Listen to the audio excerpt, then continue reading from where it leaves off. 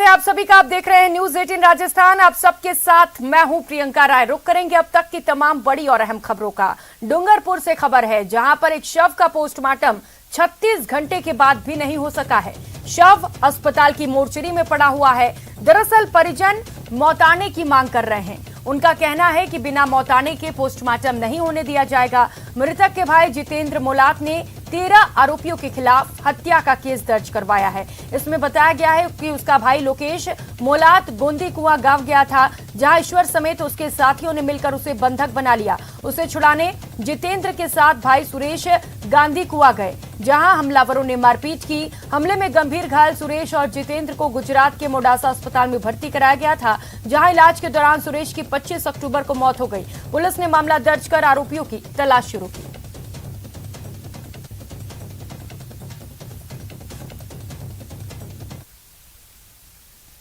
तो वहीं डूंगरपुर जिले के जरियाना गांव में जमीन और पैसे के लेन देन को लेकर रिश्तों का खून हो गया। पैसों के लेन देन पर चचेरे भाइयों के बीच विवाद इतना बढ़ गया कि भाई ने भाई की हत्या कर दी। इस मामले में मृतक के भाई कांजी मामला दर्ज कराया गया है। कांजी ने बताया कि उसके भाई राजू और चचेरे भाई प्रवीण के बीच जमीन और पैसे के लेन देन को लेकर विवाद चल रहा था। बुधवार शाम को राजू मीणा अपने पैसे के लिए प्रवीण मीणा के घर गया था। पैसों की बात करते समय राजू मीणा और प्रवीण के बीच विवाद बढ़ गया और दोनों के बीच मारपीट शुरू हो गई। राजू को घायल करने के बाद प्रवीण मौके से फरार हो गया। गंभीर अवस्था में राजू को परिजन आसपुर के एक निजी अस्पताल लेकर पहुंचे, जहां प्राथमिक उपचार देने के बाद राजू को डूंगरपुर जिला अस्पताल रेफर किया गया। लेकिन डूंगरपुर जिला अस्पताल पहुंचने से पहले ही राजू ने रास्ते में ही दम तोड़ दिया।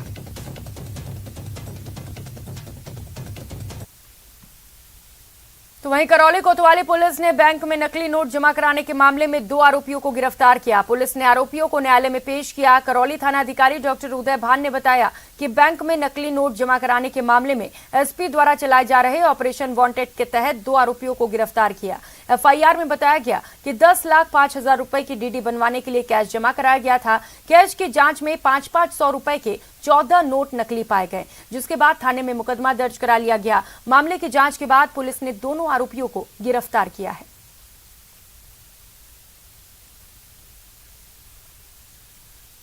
खबर अलवर से है। तिजारा में 2 समुदाय के बीच मारपीट के मामले को लेकर बीजेपी और कांग्रेस नेता आमने सामने हो गए।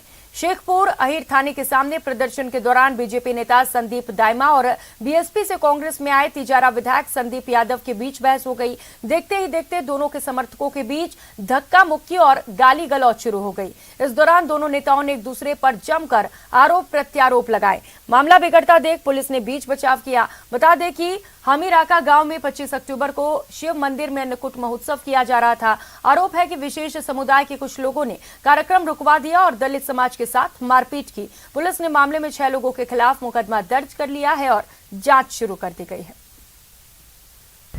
एमएलए और वो उनके कुछ गुंडे और जो यहाँ का दलाल है डीएसपी, जो संरक्षण प्राप्त है एमएलए का, वो लेके आया उसको और वो लाकर हमारे आंदोलन को दबाने की कोशिश करी।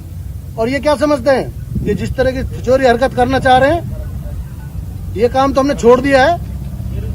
नहीं तो इनकी औकात है तो ये एक बार आकर करके दिखाएं अकेले में। ऐसी समाज को ऐसे दबाएंगे क्या? हम ऐसी भाइयों के साथ हैं, आर पार की लड़ाई लड़ेंगे। कि हमारे यहाँ कुछ लोग क्षेत्र का माहौल बिगाड़ना चाहते हैं। उन लोगों ने क्षेत्र में कोई भी घटना होती है उसको राजनीतिक रंग देकर वो लोग घटना को दूसरी तरफ मोड़ना चाहते हैं। मैं सभी क्षेत्रवासियों को निवेदन भी करूंगा कि ऐसे लोगों को बहकावा में नहीं आए। नगर निगम ने अवैध अतिक्रमण के खिलाफ सख्त कार्रवाई की है। निगम के दस्ते ने इंडोर स्टेडियम परिसर में संचालित तंदूर रेस्टोरेंट को जेसीबी की मदद से जमींदोज कर दिया। निगम के दस्ते ने पुलिस मदद से अवैध रूप से चल रहे रेस्टोरेंट को तोड़ दिया है। इस दौरान किसी तरह का विरोध नहीं हो, इसके लिए पुलिस जाब्ता भी तैनात रहा। स्मार्ट सिटी प्रोजेक्ट के तहत स्टेडियम में चल रहे निर्माण कार्य के चलते यहां से प्रवेश द्वार बनाना प्रस्तावित है और ये रेस्टोरेंट इसमें बाधा बन रहा था। यहाँ पे हमने स्टे ले रखा था, कोर्ट का आदेश था। 18 तारीख को स्टे हुआ था हमारा कि इसके अंदर कोई भी व्यवधान नहीं दिया जाए जब तक कोर्ट का स्टे है। उसके बावजूद भी हमारी बिना जानकारी के सुबेरे सुबेरे पूरा पुलिस जाब्ता आके सारे स्टाफ को हमारे यहाँ से बाहर निकाल देता। ताला लगा देता है, हमारे को अंदर और नहीं जाने देता है। उनको सारी चीज़ बताई जाती है, उसके बावजूद भी ये हमारा कोर्ट का स्टे है। कितना पुराना रेस्टोरेंट है? जी हमारा 15 साल पुराना रेस्टोरेंट है, 2008 से है ये। कैसे कार्रवाई की जा रही है? ये कार्रवाई है यहाँ पे इंडो स्टेडियम कमेटी के सेक्रेटरी, उनके कमिश्नर जो है अपने कलेक्टर के आदेश बता रहे हैं कि कलेक्टर के आदेश के अनुसार है, लेकिन 18 तारीख को हमारे को यहाँ पे स्टे मिला हुआ है।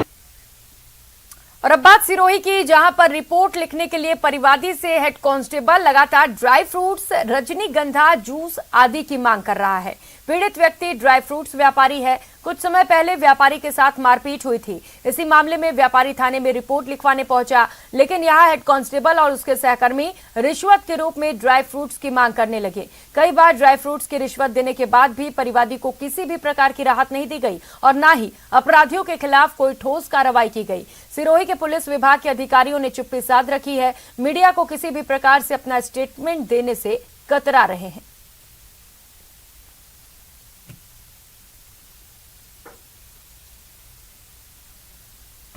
और अब बात जयपुर के झालाना लेपर्ड सफारी की, जहां एक पैंथर ने एक भारी भरकम नील गाय को मार गिराया।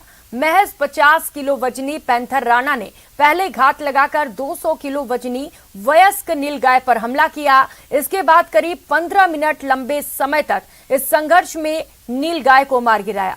इस दौरान जंगल सफारी में मौजूद लोग हक्के बक्के रह गए। जंगल में मौजूद वनपाल जोगेंद्र सिंह ने बताया कि झालाना के रूट नंबर 3 के पास हम फील्ड बायोलॉजिस्ट मोहम्मद महराज के साथ वाटर बॉडीज का जायजा ले रहे थे। इसी दौरान जंगल में छिपकर बैठे पैंथर राणा ने बिजली की रफ्तार से नील गाय की गर्दन पर हमला किया और उसे अपने जबड़े में पकड़ लिया।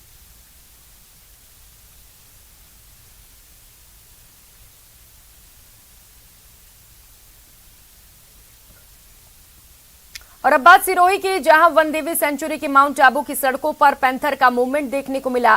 सड़कों पर पैंथर के मूवमेंट को पर्यावरण प्रेमी दिलीप पटेल ने अपने कैमरे में कैद कर लिया। ये वीडियो अब सोशल मीडिया पर वायरल हो रहा है और चर्चा का विषय भी बन गया है। जंगली जानवरों को देखने के लिए नगर पालिका के बनाए गए डंपिंग यार्ड में पर्यटक देर रात को इन्हें देखने आते हैं, जहां पर भोजन की तलाश में वन्य जीव उस डंपिंग यार्ड में तलाशते हुए पहुंच जाते हैं। वन्य जीव अब लगातार रहवासी इलाके में देखे जा रहे हैं।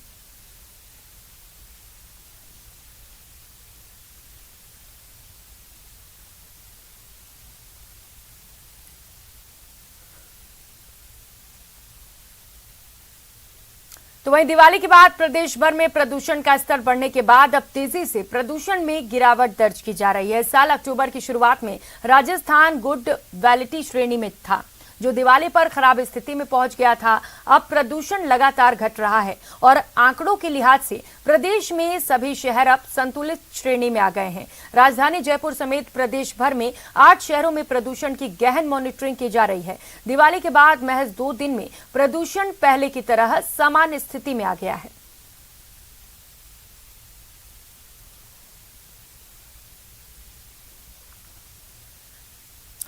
तो वहीं मुख्यमंत्री अशोक गहलोत 3 नवंबर को 12 दौरे पर रहेंगे। उनके प्रस्तावित दौरे को लेकर आज खान मंत्री प्रमोद जैन भाया ने जिला कलेक्ट्रेट सभागार में जिलाधिकारियों की बैठक ली। मुख्यमंत्री बड़ा बालाजी में राजीव गांधी ग्रामीण ओलंपिक खेल प्रतियोगिता में जिला स्तर, ब्लॉक स्तर और पंचायत स्तर के विजेता टीमों को पुरस्कृत करेंगे। इस दौरान वे एक सभा को भी संबोधित करेंगे। इसी को लेकर आज मंत्री भाया ने विभिन्न विभागों के अधिकारियों से बैठक कर उनके दौरे को लेकर चर्चा की।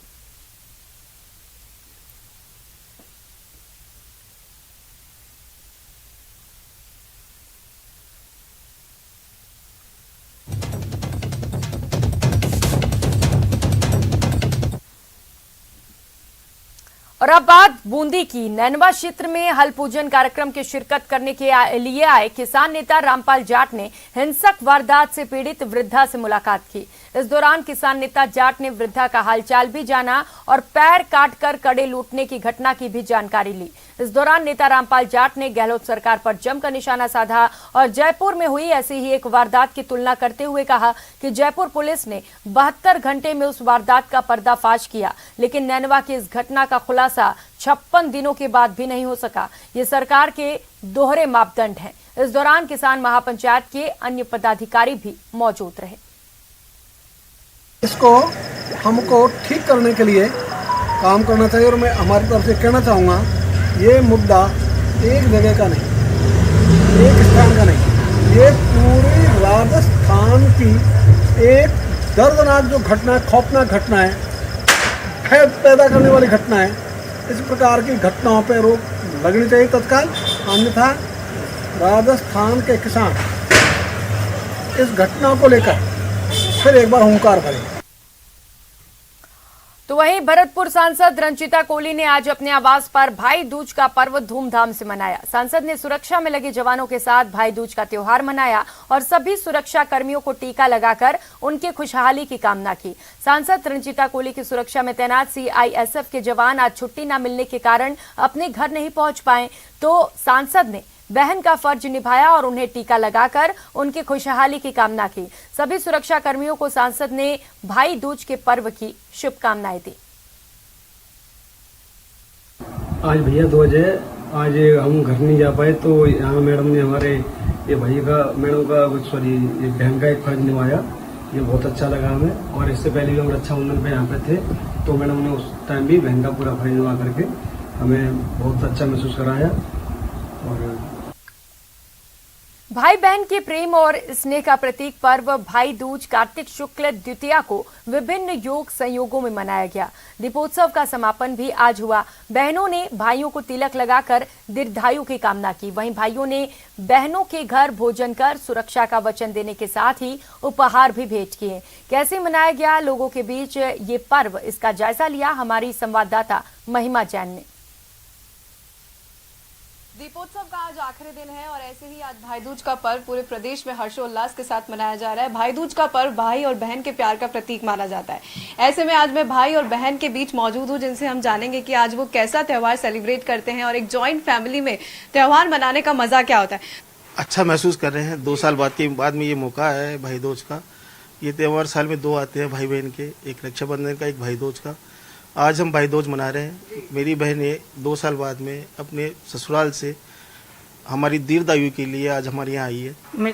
लड्डू, रसगुल्ले, गुलाब जामुन, अच्छी अच्छी मिठाइयाँ बना के बहन बेटियों को खिलाते हैं। और देखिए वही यहाँ पर हमारे साथ भाई और बहन जो है छोटे मौजूद है, जिनसे हम जानेंगे आज भाई दूज है, कैसा फील कर रहे हैं। आपकी बहनें आपको तिलक निकाल रही है, तो क्या प्रोटेक्शन का वादा करते हैं और कितना निभा पाते हैं।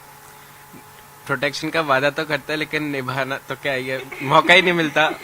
बस गिफ्ट देता है एक, और हम लोग बहुत ज्यादा एक्साइटेड भी रहते हैं इसके लिए। बट प्रोटेक्शन की अगर बात करें तो इससे ज्यादा तो हम लोग इसकी प्रोटेक्शन करते हैं। सभी बहन बेटियां इस दिन आती है। वैसे भी हमारा परिवार काफी बड़ा है, करीबन 17-18 बहन बेटियां हैं जो सब एक जगह होती है, तो एक अजीब सा उत्सव का माहौल रहता है। तरफ से इतनी उधर ससुराल में भी बहन बेटियां रहती है और पीहर में भी आना होता है, तो दोनों को मैनेज करते हुए चलते हैं, तरीके के व्यंजन बनाते हैं। तो राखी पे तो करते हैं कि मेरे भाई की रक्षा करें, और आज भाई दूज के दिन हमारा भाई ये हमारे लिए आशीर्वाद रखता है कि मेरे बहनों को कभी भी कोई दुख नहीं आए, तकलीफ नहीं आए। त्योहार मनाने का एक अलग ही उत्साह होता है और आज भाई दूज का पर्व है। ऐसे ही आज दिवाली का आखिरी दिन भी है और भाई आज अपने बहन को वचन देगा और वचन लेगी कि आज वो उसकी दीर्घायु की कामना करेगी और बदले में वो उसकी रक्षा करेगा। इसी के साथ मैं महिमा जैन, कैमरामैन यासीन के साथ, न्यूज़ 18 राजस्थान, जयपुर। और अब बात पोखरण की, जहां कार्तिक मास की शुक्ल पक्ष की दूज पर बाबा रामदेव की समाधि के दर्शन करने के लिए श्रद्धालु उमड़ पड़े। एक साथ हजारों की तादाद में श्रद्धालुओं के आने से समाधि स्थल के मुख्य द्वार के सामने लंबी कतारें लगी रहीं। अल सुबह 4 बजे से ही समाधि स्थल का मुख्य प्रवेश द्वार खुला और रामसा पीर की जय जयकार लगाते हुए श्रद्धालुओं ने बाबा की समाधि के दर्शन किए। इससे पहले बाबा रामदेव समाधि समिति की तरफ से अल सुबह 4 बजे बाबा की समाधि को दूध, दही, घी, केसर, पंचामृत से अभिषेक करवाकर विधि विधान से पूजा की गई।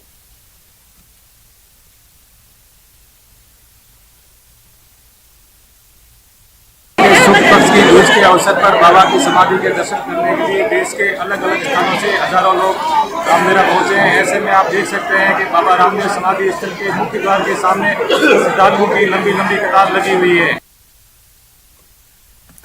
और चलिए बड़ी खबर का रुख कर लेते हैं। दूदू से खबर है, जहां पर 2 पक्षों में मारपीट हुई है। मारपीट में 3 लोग घायल हुए हैं। घटना के बाद कस्बे में तनाव है। सूचना पर भारी पुलिस जाब्ता मौके पर तैनात कर दिया गया है। थाना परिसर में लोग विरोध प्रदर्शन कर रहे हैं। मौजमाबाद कस्बे का ये पूरा मामला आपको बता रहे हैं। तो दो पक्षों में यहां पर जमकर मारपीट हुई है। हालांकि ये नहीं पता है किन कारणों से मारपीट हुई है, लेकिन जानकारी सामने आ रही है कि इस मारपीट में 3 लोग घायल हो गए हैं। कस्बे में तनाव को देखते हुए बड़ी संख्या में पुलिस फोर्स की तैनाती कर दी गई है। तस्वीरें भी आपको दिखा रहे हैं। जब मारपीट हुई, इस दौरान किसी ने इसे वीडियो बनाकर इसे कैमरे में कैद कर लिया है। और हीरालाल सहयोगी हमारे साथ जुड़ चुके हैं। हीरालाल, क्या है पूरा मामला? जी, ये मौजमाबाद का पूरा ये मामला है, जहां साइड की बात को लेकर 2 समुदाय के युवकों में झगड़ा हो गया था और झगड़ा इस कदर बढ़ा कि मौके पे तनाव की स्थिति होगी और देखते ही देखते जो दोनों समुदाय के लोग थे वो आमने सामने हो गए और उनमें मारपीट की नौबत आ गई। सूचना पर है जो पुलिस मौके पे पहुंची और समझाइश की। इसके बाद जो दोनों समुदाय के लोग पुलिस थाने पहुंचे और विरोध प्रदर्शन कर रहे हैं। कस्बे में तनाव की स्थिति है और पुलिस है जो समझाइश कर रही है। अभी क्या वहां पर हीरालाल वैसी स्थिति है, तनावपूर्ण ही है, और कितनी संख्या में वहां पर पुलिस इस वक्त मौजूद है? जी, तनाव की स्थिति होने के बाद जो भारी पुलिस जाब्ता यहाँ तैनात किया गया है और जो पुलिस अधिकारी है वो भी मौके पे पहुंचे हैं और दोनों पक्षों से समझाइश की जा रही है। फिलहाल तनावपूर्ण शांति है। हीरालाल, 3 लोग घायल हुए हैं इस मारपीट में, अभी स्थिति कैसी है? क्या अस्पताल पहुंचा दिया गया उन्हें? इस साइड की बात को लेकर जो 2 समुदाय के युवकों में झगड़ा हुआ था, इसके बाद जो एक पक्ष के जो 3 जो आदमी थे उनको गंभीर चोटें आई हैं, जिनको हॉस्पिटलाइज कर दिया गया, जहां उपचार किया जा रहा है। फिलहाल जो मौके पे शांति है और तनाव की स्थिति बनी हुई है, लेकिन पुलिस अधिकारी और भारी पुलिस जब्ता मौके पे तैनात है और दोनों पक्षों से शांति की अपील की जा रही है। ठीक है, शुक्रिया आपका हीरालाल।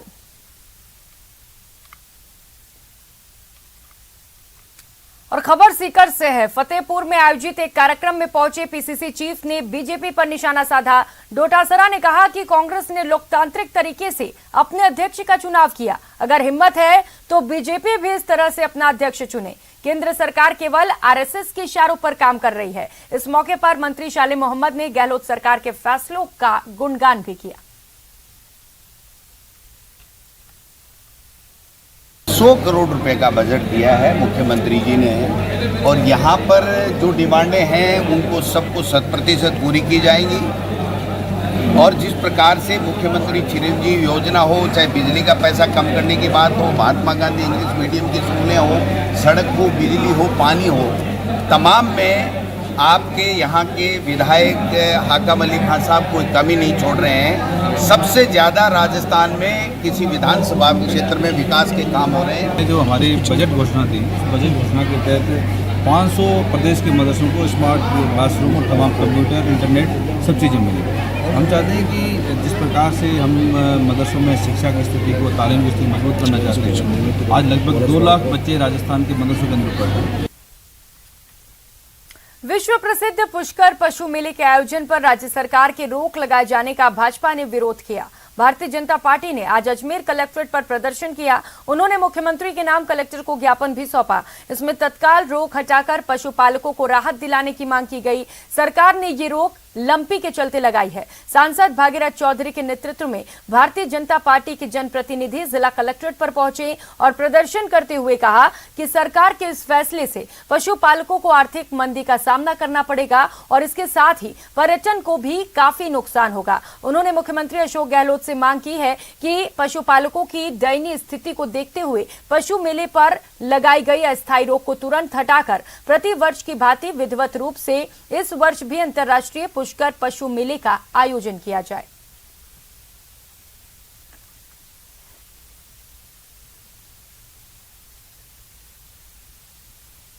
वहां चाहे ऊंट हो, चाहे घोड़ा, चाहे कोई भी पशु वहां बिकने के लिए आ रहे हैं।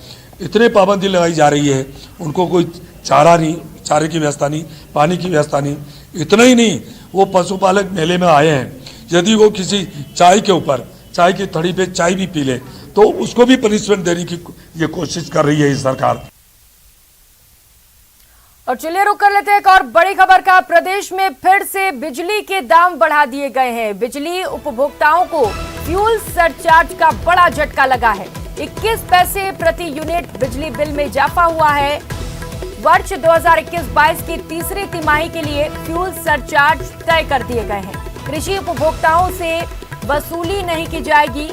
और बता दें कि अक्टूबर 2021 से दिसंबर 2021 के लिए RERC ने ये मंजूरी दी है। फ्यूल सरचार्ज राशि 2 समान किस्तों में नवंबर और दिसंबर के बिलों में वसूलने की तैयारी की जा रही है। तो बिजली उपभोक्ताओं के लिए एक और बड़ा झटका लगा है। बिजली के दर में एक बार फिर से इजाफा हुआ। इस वक्त की बड़ी खबर आपको बता रहे हैं, प्रदेश में फिर से बिजली के दाम बढ़ा दिए गए हैं। एक और बड़ा झटका फ्यूल सरचार्ज का लगा दिया गया है। 21 पैसे प्रति यूनिट बिजली बिल में इजाफा किया गया है। तो साल 2021 से 2022 की तीसरी तिमाही के लिए फ्यूल सरचार्ज की दर तय कर दी गई है। तो वहीं कृषि उपभोक्ताओं को राहत दी गई है, उनसे फ्यूल सरचार्ज की राशि नहीं वसूली जाएगी। अक्टूबर 2021 से दिसंबर 2021 के लिए RERC ने ये मंजूरी दी है। फ्यूल सरचार्ज राशि 2 समान किस्तों में नवंबर और दिसंबर के बिलों में वसूलने की तैयारी की गई है। लवली, एक और बड़ा झटका बिजली उपभोक्ताओं को। देखिए, बिल्कुल राजस्थान के बिजली उपभोक्ताओं को एक बड़ा झटका लगा है। राजस्थान में एक बार फिर से बिजली के जो दाम है वो बढ़ गए हैं। फ्यूल चार्ज बढ़ाने के साथ ही राजस्थान में एक बार फिर से सबसे महंगी बिजली जो है वो राजस्थान के उपभोक्ताओं को मिलेगी। और राजस्थान के उपभोक्ताओं को इस बिजली का जो उपभोग है उसको करने के साथ साथ इसका जो भुगतान है वो आने वाले जो महीने होगा नवंबर दिसंबर का, उसमें इसका भुगतान जो है वो करना रहेगा। इसके लिए तैयारी कर ली गई है। RERC की ओर से इसकी मंजूरी मिलने के बाद में जो बिजली के दाम है वो बढ़ाने का फैसला जो है वो कर लिया गया है। और बिजली के दाम बढ़ाने के साथ साथ में ये डिसीजन कर लिया गया है कि आने वाले दिनों में बिजली उपभोक्ताओं पर ये सीधे तौर पर भार पड़ेगा। जो नवंबर दिसंबर का जो महीना है उसमें उपभोक्ताओं को जो है बढ़ी हुई कीमतों का सामना करना पड़ेगा। जी लवली, खबर ये भी मिली है कि कृषि उपभोक्ताओं को इससे राहत दी गई है, यानी कि वो जो पहले दर देते थे वही देते रहेंगे। बड़ा हाँ, देखिए बिल्कुल कृषि उपभोक्ताओं को इससे दूर रखा गया है, लेकिन इस बारे में कोई क्लियर नोटिफिकेशन जारी नहीं हुआ। हालांकि एक साफ तौर पर लिखा गया है कि एग्रीकल्चर के उपभोक्ता बाहर रहेंगे, लेकिन एग्रीकल्चर में भी कौन कौन से क्राइटेरिया वाले लोग रहेंगे, कौन नहीं रहेगा, इसको बारे में अभी क्लियर नोटिफिकेशन नहीं है। लेकिन फिलहाल जो जानकारी है वो यही है कि बिजली उपभोक्ताओं को सीधे तौर पर घरेलू उपभोक्ताओं को बड़ा झटका लगा है। केवल कृषि उपभोक्ताओं को छोड़ दें तो तमाम तरह के उपभोक्ताओं को एक बड़ा झटका जो है इस वक्त लगा है। और फ्यूल चार्ज के तौर पर ये जो पैसा है ये बढ़ाया जाएगा बिजली के बिल में, और आने वाले जो बिजली के बिल आएंगे वो बड़ा करंट देने जा रहे हैं राजस्थान के उपभोक्ताओं को। जी बिल्कुल लवली, बहुत शुक्रिया आपका इन तमाम जानकारियों के लिए।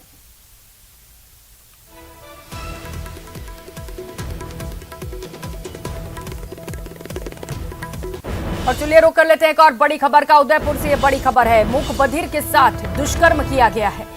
गर्भवती कराने के बाद मां ने ये मुकदमा दर्ज कराया है। ट्रांसलेटर के सहयोग से पुलिस जांच को आगे बढ़ा रही है। कुछ संदिग्ध लोगों की पुलिस ने पहचान भी कर ली है। मूक बधिर बालिका का मेडिकल करा लिया गया है। तो घिनौनी वारदात को अंजाम दिया गया है। एक मूक बधिर के साथ दुष्कर्म किया गया है और बताया जा रहा है कि पीड़िता गर्भवती हो गई है, जिसके बाद मां ने थाने में मुकदमा दर्ज कराया है। तो ट्रांसलेटर के सहयोग से पुलिस अब जांच में जुटी हुई है और जांच को आगे बढ़ाया जा रहा है। कपिल सहयोगी हमारे साथ जुड़ चुके हैं। कपिल, बताया जा रहा है कुछ संदिग्धों को हिरासत में लिया गया है, पुलिस जांच में जुटी हुई है। अभी क्या कुछ खुलासे हो सके इस पूरे मामले पर? देखिए, बेहद सेंसिटिव मामला है। मूक बधिर बच्ची के साथ में दुष्कर्म का मामला सामने आया, तो ऐसे में पुलिस बेहद इसको संजीदगी के साथ में, गंभीरता के साथ में अपने कदम आगे बढ़ा रही है। और एक ट्रांसलेटर के सहारे इस बच्ची से बात करने की कोशिश की गई है। उसमें कुछ संदिग्ध के नाम सामने आए, जिसमें 3-4 नाम पुलिस के पास सामने आए और उसी के आधार पर पुलिस जांच कर रही है। फिलहाल हिरासत में लेने की बात सामने नहीं आई है, लेकिन कुछ लोगों की पहचान जरूर की गई है जिन्हें संदिग्ध माना जा रहा है और अपनी जांच को पुलिस आगे बढ़ा रही है। कपिल, किस तरीके से, क्योंकि मूक बधिर है तो पुलिस को भी परेशानियां हो रही होंगी, किस तरीके से पूरे मामले पर पुलिस की ओर से जांच की जा रही है और क्या कुछ परेशानियां आ रही हैं इस पूरे मामले में?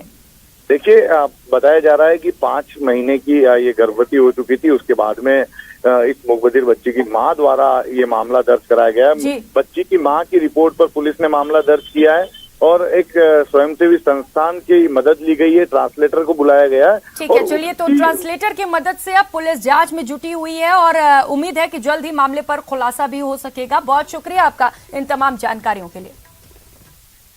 और लोकसभा अध्यक्ष ओम बिरला कोटा के दौरे पर हैं। उन्होंने शक्तिनगर कैंप कार्यालय में जन सुनवाई की। इस दौरान उन्होंने लोगों को भाई दूज की बधाई भी दी। इस मौके पर कैंप कार्यालय पहुंची वीरांगना और अन्य महिलाओं ने स्पीकर बिरला के साथ भाई दूज का त्योहार मनाया।